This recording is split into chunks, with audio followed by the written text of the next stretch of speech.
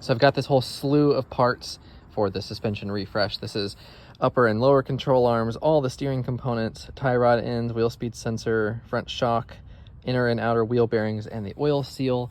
You can see how absolutely roasted just every bushing in here looks.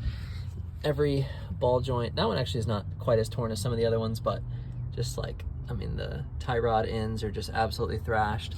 And then just the steering. I want the steering and the comfort and the ride quality to be really good. So that's why I'm taking the time to do all this. This being a two-wheel drive truck, there's no axle to come through here. So to get all of this off, we got to start with the brake caliper, then the caliper bracket. Then we can pop this cover off right here. And then there's an axle nut behind it and we can pull the whole hub off. Then we can start tearing down the rest of the suspension. Looks like somebody spilled brake fluid all over the place. Got everything all rusty. These have blue Loctite on them on this side, but they didn't on the other side. Interesting. And hopefully we can just, oh, yep, there we go. Oh, I forgot to get that off down there. Back in the bracket so I don't lose it. It's weird how like so much surface rust is in here, and yet they're like, the frame is not rusty. It looks like it is, but it's just surface rust everywhere. And then this can just kind of sit up out of the way over here. Then our brake pads will just slot right out. These have plenty of meat in them. Looks like they were done recently and barely driven on. And then get these caliper bolts out of the way, but these are on ultra tight, like 160 foot-pounds or something crazy like that. Okay, that one wasn't nearly as bad. The other side was like almost impossibly tight. Yeah, those are like barely on there. What the hell?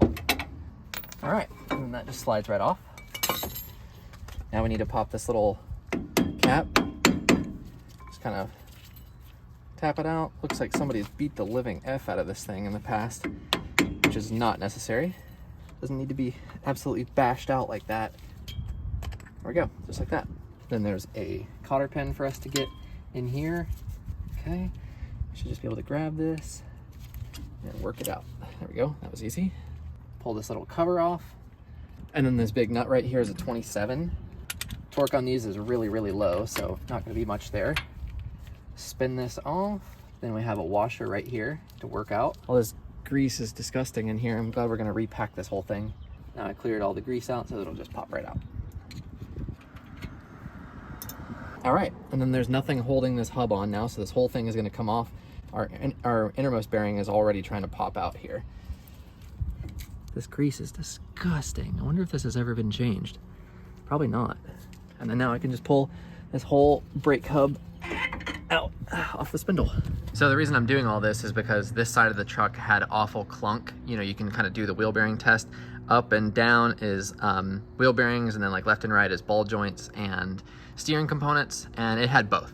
So we're just basically doing everything. We're doing wheel bearings, races, seals, every suspension component, and it's gonna be perfect. So the first thing to do here is kind of get this oil seal up. So we kind of just gotta tap it around the edge so we can lift it up. Go. Kind of smushed it, but that's okay. We'll use the old one to tap it in, but I still have the other old one, so not really too worried about this. Then the old wheel bearing with its disgusting black grease. Then there's this metal sleeve down in here, which we'll need to expose in a little bit. We'll go from the other side and tap this metal sleeve out. We'll show you that later. And then same thing over here. There's another little metal sleeve that needs to come out. We already took out that inner wheel bearing, so this is basically just disassembled. It needs to be cleaned, pop those races out, and then put the other one back in. So to pop out that lower inner race, we can come in from the backside with a 30 mil socket. Just stick it down in there, make sure it's centered. Now all we gotta do is just give it a couple good love taps.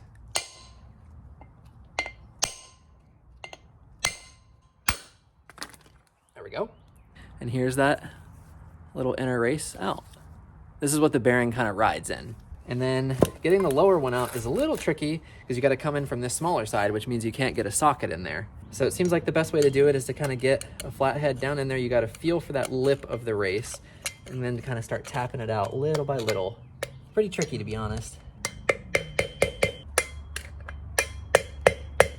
Been fighting at it for a while, and you can see that there's a little bit of a gap opening up between the race and the actual kind of hub assembly in the wheel. This is really terrible and awful. It sucks. You just got to kind of beat at it. I think if I had like a center punch or something more pointy and long rather than just these basic screwdrivers I'm working with, it'd probably be easier. But these kind of hub assemblies are never very fun. This is the same style that's on the Land Cruiser, and I do not enjoy working on it. Well, I finally got it out. This is what you're basically beating out, and it's a press fit in, so very, very difficult to get out. Luckily, the inner kind of area where it goes looks totally fine, so we'll be able to put the new one in. We're going to leave that alone for now because otherwise we can't put it back on yet because we need to get so many other suspension components off. So what we'll do is just start tearing stuff apart. We'll get this tie rod off, we'll get this sway bar link off, the sway bar and the link off, get the upper control arm and the lower control arm off, and then we can pull, well actually we can pull the spindle off even before then. Okay, cotter pin is out, 21 millimeter. That one came off no problem. Put the nut back in so we can use the ball joint popper here in just a minute, because those are, the other side was absolutely like seized in there. Then we have this inner one, once we get this clip out of the way. Then this inner link appears to be a 22. I'll grab the hammer first and see if we get lucky with just a couple bangs on it. It's cases like that where this tool is worth every single penny. We actually have to leave that inner one for now until we get the lower control arm off, because otherwise the tool doesn't fit. So we can at least go ahead and get this out of the way. Gives us some more space here. Then let's get the wheel speed sensor out of the way. I'm not really concerned with keeping it in good shape because I've got a new one. So I'm just gonna tap this out. Next up, these upper control arm bolts are eccentric washers. And so we need to go ahead and make a little mark so we at least have a target to aim for. Because I mean, look at those tires, they're absolutely thrashed. Like, alignment was wrong anyway. These are both the front tires. So it's like, it's not really that big of a deal because we need an alignment anyway and new tires, but at least I'll have something to aim for to put it all back. Like my little umbrella for some shade. All right, so they're marked. I'm gonna go ahead and just break these nuts loose. Those are not on there very tight.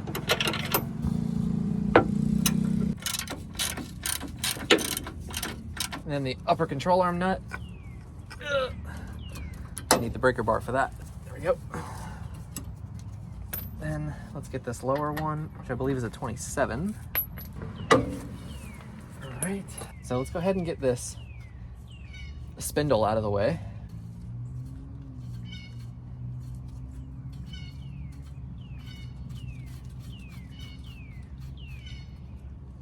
See if we can get lucky with a few hits.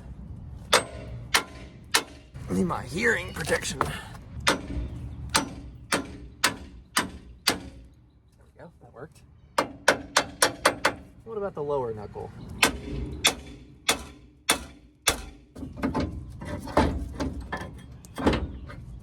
There it is. It's off. And it's so dirty.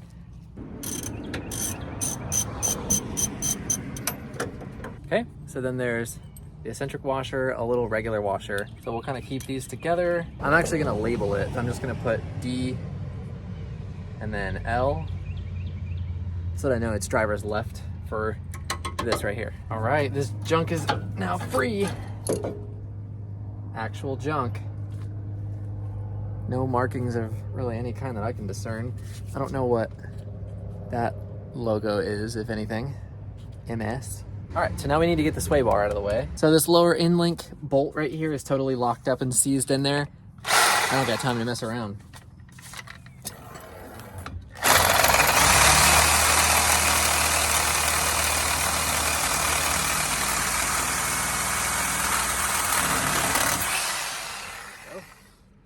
Nice and easy. Then the next big challenge we face is getting this upper shock bolt off, and this one too was a big problem last time and I ended up just slicing it off. This one is actually even worse than last time. I'm just gonna cut through this bushing right here.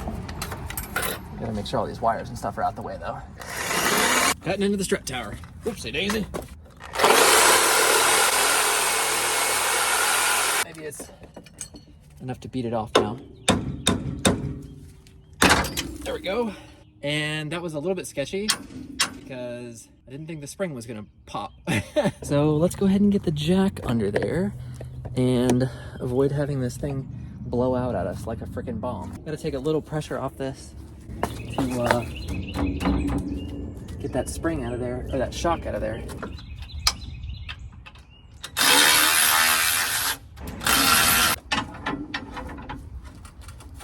All right, we're good to go now. All is well.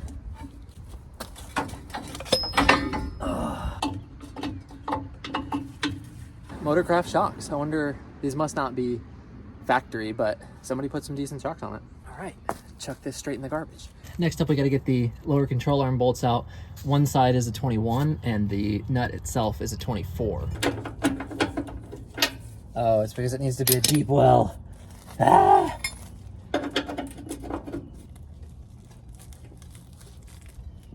Leg torque works. I'm very surprised that worked, actually. Yeah. These are torqued to like 200 foot-pounds or something, so leg torque is effective.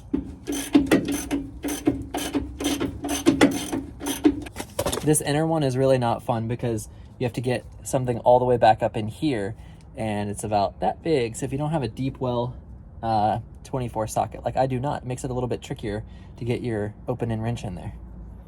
However, on the other side, we should be able to impact it off. Be free. Yeah. Come on. There we go. Put our bolt back in there so we don't lose it. I think to put this back properly, I need to go buy a real 24, like deep well socket. Now I can use the ball joint popper to get this steering linkage out of the way, this inner tie rod. And then sometimes in cases like this, even with that thing, it won't pop. So end up just giving it a little bit of love and it generally pops. Well, thankfully it did finally pop. After I reset my tool and wrenched on it so hard I thought I broke it, but it's at least out now. I think you could have sat there and beat on that thing for hours, as hard as you possibly could in every which way, like you can see I had to do. And I don't think that was coming out, and it's not even rusty, so I don't know, there must be maybe some burrs or something inside this little steering barrel. Next up, we're gonna try to get this steering linkage out of the way, and this thing is apparently really difficult to get off, but we're gonna try it. So this is a 33 mil, I think, on this side, and then, what is this? Hopefully this is a 27, yep. And so we just need to take these two huge bolts out, and then hopefully this thing, this pitman arm, I believe it is, this kind of steering linkage just comes straight down. Some people have to air hammer it out. If anything else on this truck is, you know, to be believed, then it's probably gonna be pretty difficult. Well, that wasn't on there very tight. Let's hope that's a good sign.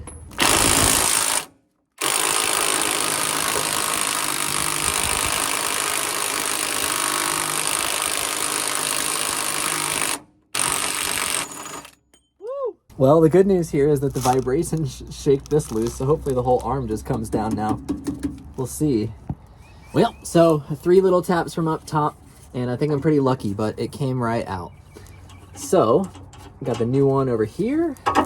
Slot this right out. More Moog suspension components. And yeah, I know that Moog isn't the greatest these days, but what am I gonna do? So we just gotta tap in the little Zerk fitting on the side, and then we can put this back in. So the Zerk fitting is just this little thing. It's gonna just kind of tap in its own threads. I don't wanna drop it here in this dirt, but it just kind of get it started with your fingers. Then it's just a little 8mm socket. You don't need to go too ham with it, nothing crazy. Just cinch it down until it's flush, just like that, and now we can slot it in. This thing is keyed here, so it's a little bit hard to see, but you can see kind of the runners of the key inside of that, and so it's only gonna go in kind of roughly one way. Yeah, okay, like that. And then pull the bar back down and get our fitting through there. Okay. And then I want to go clean all this hardware off. This existing washer and nut for the kind of main bar. The main nut, the big one here, we go ahead and reuse that. But then on the other side, of course, like you'd expect, it includes a new cotter pin and castle nut. Washer first, then thread our nut back on. Then we'll just get our castle nut started right here. Torque spec for the big nut is 224 foot-pounds, aka Big O impact go. And then the other castle nut is anywhere between 55 and 84, so we're gonna go with like 70. Big Bertha is torque to spec, AKA as much as this big impact will allow. It's actually kind of crazy how much torque it took to put this thing down. I can't imagine trying to do that by hand. So then let's get this one.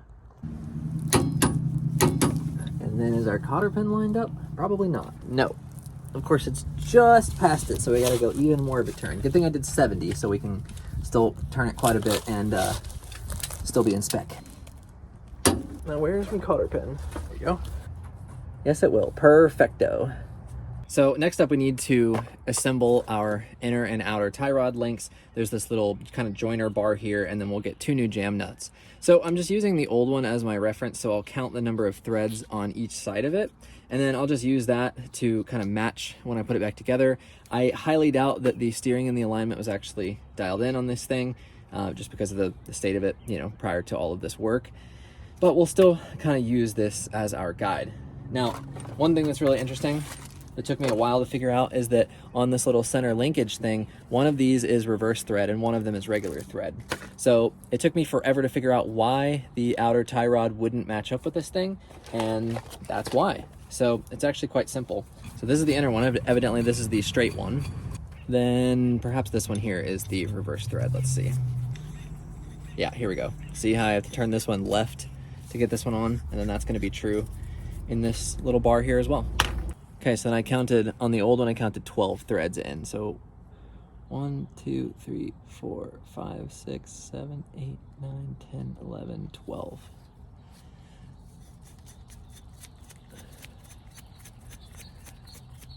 Okay, so right there roughly. We'll check all that in a little bit. Then we can take this bar that has a little flat indentation for your wrench. That's again gonna thread on lefty thread. We just wanna spin that all the way down. Okay, we can leave that just loose. And then our old one, we have a lot more threads sticking out. Okay, so this one needs to get extended. We just kind of want to match the length here. Oh, and actually, you know what? I just realized on this side, the jam nut is a little bit different. So the length isn't quite comparable. So honestly, this will be good enough. This has basically the same distance. You know, obviously a couple threads is going to make a big difference in how our tires point, but we're going to have to go get it aligned basically immediately anyway. So I'm going to go ahead and get this side here, which is the inner one, mounted back to the control arm, and then we'll pick up the rest of this later on. Okay, so I got this tie rod on and torqued down, so now we need to play the 3 arms, 1 human game here, and we got to get the spring, the new shock, and it's too heavy for me to pick up right now, but the lower control arm all in one go. So let's go ahead and give this a shot.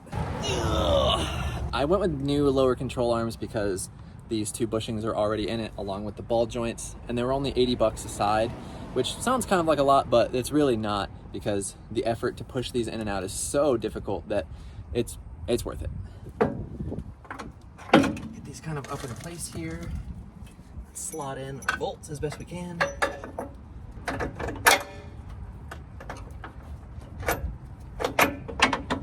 Bolts in on both sides.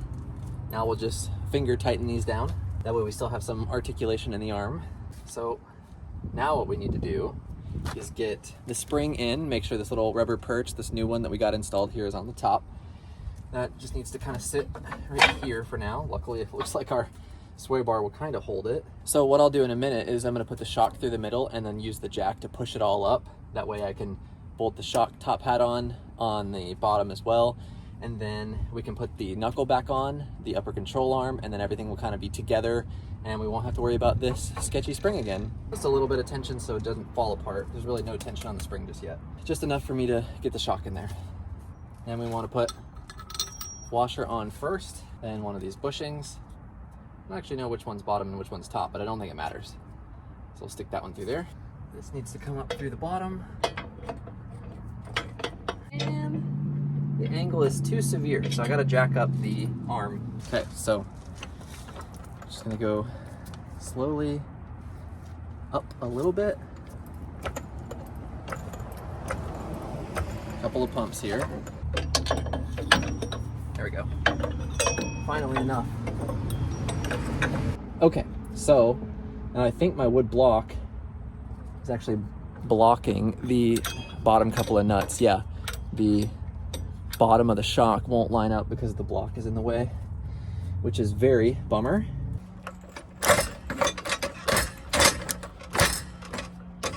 Let's get those bolts tightened down.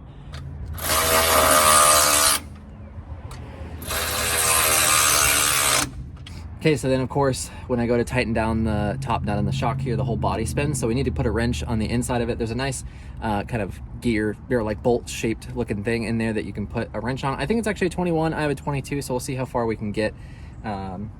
But 19 on the top. So now we just gotta sit here and cinch this thing down for a while. Cinched down is good enough for me. Let's go ahead and get the upper control arm in, and then we can go finish up the work on the hub and put those new bearings in. Then we can put the knuckle in, put the brake back on, and this will come together quickly. So I'll be honest, when I did the other side, I had a really hard time lining up the cam bolts with the marks that I made.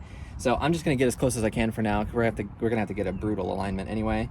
So I'll just do the best I can.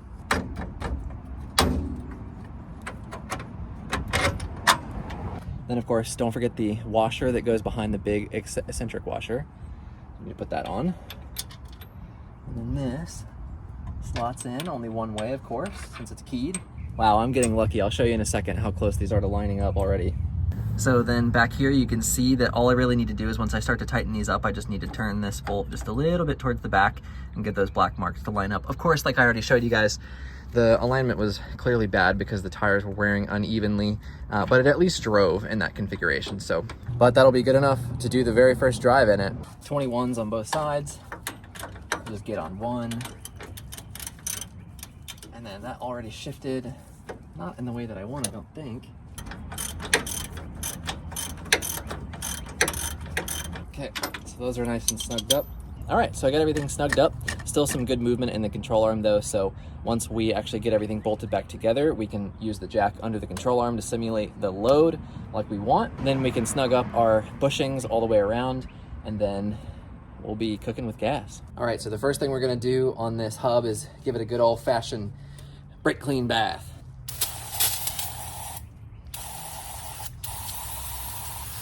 Just wanna clean this thing good inside and out, get all the crap out. All right, and then the brand new bearing and race here, got national brand. So what we're gonna do is basically just take this, make sure this tapered side goes in like this. We wanna just pop this in, and these races are super strong. Despite all that hammering I did on this old one, it doesn't even have a scratch. So what we can do is use the old one to press in this new one. We'll basically just line it up like that, and we just tap around. Rotate and tap.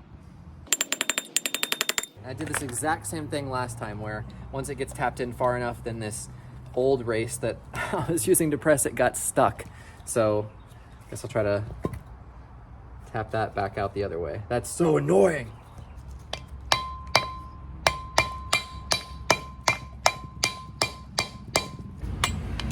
Perfect. Wasn't actually in there that hard. So now we need to flip it over and tap in that inner race, or the outer race, I should say, for this side of the hub. This inner bearing is so cute and whittle.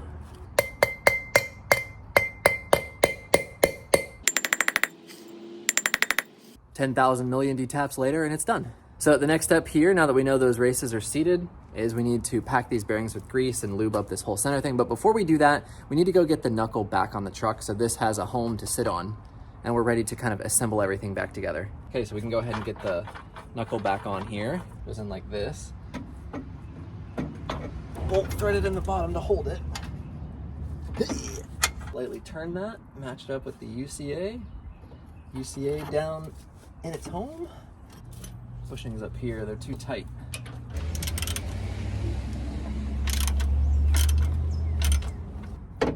All right, that's good enough. Lower one's a 27, and then the upper ball joint's a 22. So then let's go ahead and get our tie rod installed here. So the sway bar end link is actually just a bolt with a combination of washers and bushings on it. So you start with the bolt, thread on one of the washers, then put one of the bushings with the little nub facing up. Then that's gonna go through. Then we put this little black sleeve on it, all the way down. That needs to go inside the bushing. Our next bushing is gonna come through, followed by Another washer, followed by, I'm missing a little gold barrel. I'm really not one to call stuff missing from a brand new box, but I think that's what's happened here, unless I just magically find it. Basically, this diagram, you can see I've matched up everything that I had included in the box. What's missing is this little gold barrel, and that goes kind of between these two washers right here. So it sits in the middle and kind of spaces them out, so that way these washers have something to sit up against. And I tore everything apart. I mean, I don't actually have that much stuff up here. I picked up my backside, looked in the dirt, I peeled apart the jack, looking for that. And luckily, the end link, of course, is for stability, but it's not show-stopping, so we can at least kind of proceed with reassembly here. At this point, what I'm going to do is put the new wheel speed sensor in right here, and I have that over there in that green bag, so let's get that done. Then we can link up the tie rod. We can go ahead and put all of our cotter pin, or we need to tighten all this stuff with some load on the jack, then we'll tighten it all down, and we'll call this suspension side done. It's almost there, right as the sun is setting, so perfect timing. All right, brand new wheel speed sensor, slot it in. Make sure the bolt is lined up before you start pushing stuff in, because it can be pretty tricky to move these things once you kind of have them seated in there. Okay, so then this is routed under the control arm. Then this little black kind of clip thingy here, that goes on top of the shock, like this. And then this just plugs into the old connector. Easy. There we go. Wheel speed sensor is on. Just got to tighten it down. I actually had a nightmare of a time getting the wheel speed sensor bolt off on the other side. It broke off. I tried to drill it out for a long time. That didn't work. I tried to weld a nut to it multiple times, and that didn't work, till eventually I flipped it around, welded a nut to the opposite side, and turned it out the wrong direction. It was horrible. So that night, I came out here and pulled this wheel speed sensor off, and it felt like it was gonna break, and it didn't. So I'm hopeful that when I go to tighten it down, it doesn't break when I'm tightening it. So let's see. Certainly doesn't feel good. Success. It's tight. It didn't break. Whew. All right, let's get our tie rod back in. Joint is tight. Why has this gotta be so difficult? Maybe if I turn the steering wheel over so slightly, it'll fall in. Oh, that worked. I did not anticipate that would work, but it did. Upper ball joint, 65 foot-pounds.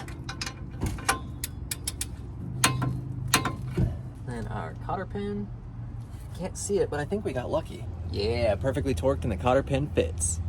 And then this lower is 100 foot-pounds.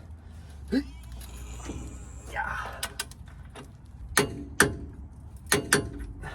Hopefully the cotter pin's lined up. Oh, it is, it's dead on. Oh, look at that, so lucky. Torque to 100 foot-pounds and the cotter pin is dead on. And then the end link, 65. There we go. And it's nowhere close.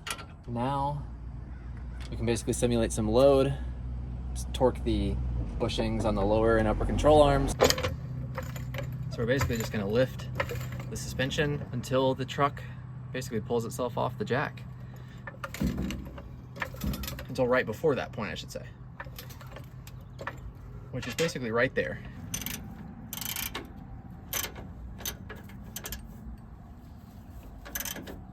That torque spec I'm not really gonna worry about for now, I just need to be tight. And the alignment shop will redo it anyway. Next up is the lower control arm bolts, and those are torqued to like 220 foot-pounds, but you know you boy don't have that, so we're just gonna go with impact. And of course, the non-deep well socket strikes again. Damn it. Remember last time we used leg torque? I guess we're gonna have to use arm torque this time. Double wrench combo for just a little bit more torque. That's as good as she's gonna get on that side. And we need to finish out this rotor now that we're ready to put it on, since the whole suspension setup over there is completed. So this part is relatively simple now that we have these races pressed in and out. That is by far the most difficult portion of this particular task. What we need to do now is go ahead and just lube everything up. Then we can pack our bearing and go slot everything back together. So this is the part where it gets super, super messy. So I got a bunch of towels on hand. Just gonna take a big old glob of grease, stick it down in there. You know me, love lubing stuff up. maybe a little too much, but it'll press itself out on the front end, no big deal. So I've got this bearing packer tool here, so I'm just gonna take another huge glob of grease, drop it down in there, and this will help us pack the bearings. You can do this by hand, but this tool is kind of nice. I think you end up wasting a lot more grease with this tool, but whatever, it's easy, I got it, let's just do it. And this grease is not very expensive. So then what we do is put our little plunger in. I can take off this screw. I can take our bearing. We want this inner one first. We're gonna stick it taper side down, put our little plunger on, and just press it down until the goop starts oozing through the middle of the bearing, which doesn't take very long. So as soon as we see the grease kind of coming through the edges, like these little polka dot kind of deals right there, then we're good, and we can just slather it even more. On this side, I'm gonna clean this outer edge because we need to make sure our new seal has a place to seat. And we're gonna put our bearing taper side down. It's just gonna drop in here. And then I gotta get a new glove. There's no way I can salvage this. Perfect, and I went ahead and did the small one too, so it will be ready on the front end when we flip this over in just a little bit. Next up though, we need to get our oil seal installed, which is actually right here. I forgot this on the other side and assembled everything like a clown. Had to take it all back apart and press the seal in, but it's obviously very critical because it locks in all of the grease and keeps dirt and water out. So don't forget this. Also, don't reuse this. I've seen people online that do that. It's $2. Like, why would you reuse that? This is really easy. Just kind of set it in place. We're gonna use the old seal so we don't damage the new one, and just tap it in. This is really light. It doesn't take much.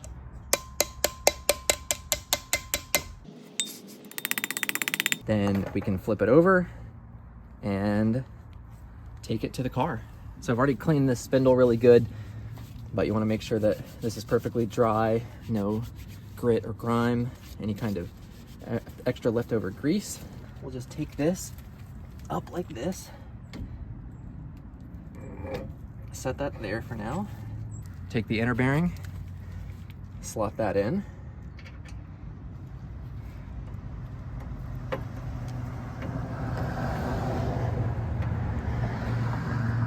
Perfect.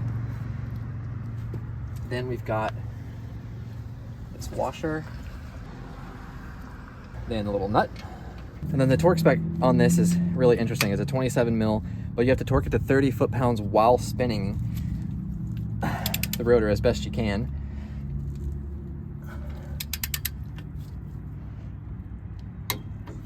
Okay, we still should have a little bit of play. Now that we're at 30 foot-pounds, we back it off a quarter turn. So just like there, basically. And then you just get it as tight as you can with your fingers, which it basically is already as tight as it can be. You just take our socket and try. Yep, that's as tight as she's gonna go. So then don't forget the little cap here. Don't forget your cotter pin. And we just need to fill our little cap with grease. Make sure the edges around this thing are clean. And off our mating surface here, just tap it on.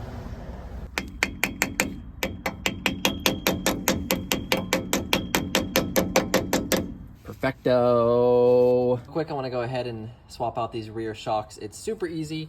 One bolt on the top and one bolt on the bottom, but don't even bother fiddling with the top one. Just cut it off. It's going to be rusted on there. Passenger side, it's quite easy to reach both bolts. It's an 18mm bolt and nut on the bottom, and then up here at the top, I don't know what the factory one is, but this one is a 14, and you can get a saw right in here to cut this off. Even on me with the Southern truck, it was basically seized on there.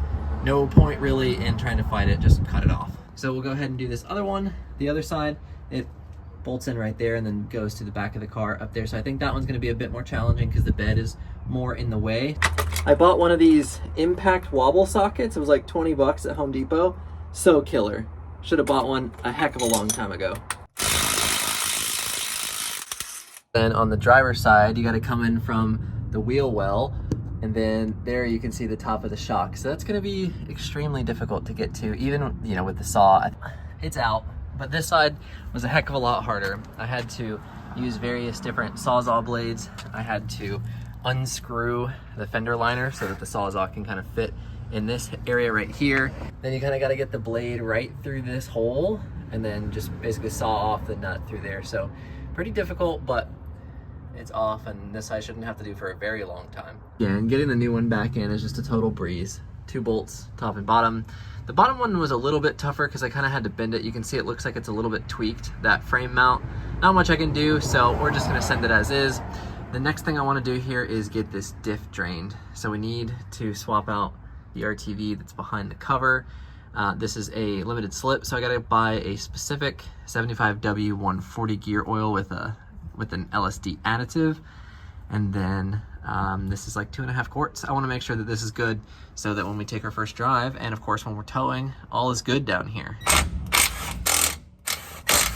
I already smell it. It smells bad. So much goopy RTV, oh my gosh. Oh. Only a little bit of mess, but a mess nonetheless. Woo, that's some old oil. Old, dirty, and smelly. And dark. That's gonna take a while to clean. Brass brush is just the ticket every single time.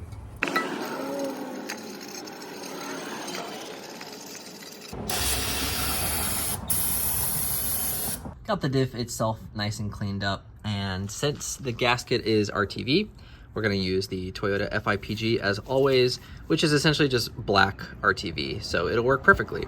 So I just need to get it all the way around that cover, which is gonna take me a while, and just make sure to cover up all the bolts as well, and then we'll be off to the races. Clean gloves, we're just gonna send a full bead all the way around.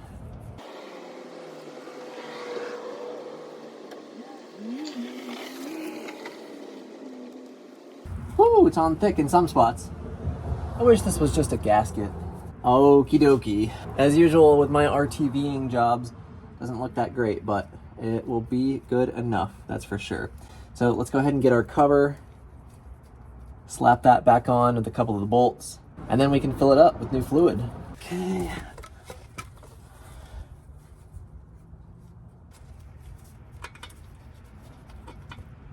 All right, just enough bolts so it's not gonna come careening down on our face now. Ooh, it's oozing now. Kind of see why there was old RTVs oozing out of all the edges now. Now it's time to fill it up. There's the fill plug that I've removed right there. And of course the capacity is 2.5 quarts. So you gotta buy a third thing of $16 gear oil. So with all of that work, I think next step is get the engine back in the truck and attempt that first start. I'm insanely excited. This has been so much work. I've been just spending so many hours every single day on this to get it to this point. As usual, if you've made it this far in the video, you're a total badass. Thank you so much for watching, and I'll see you in the next one.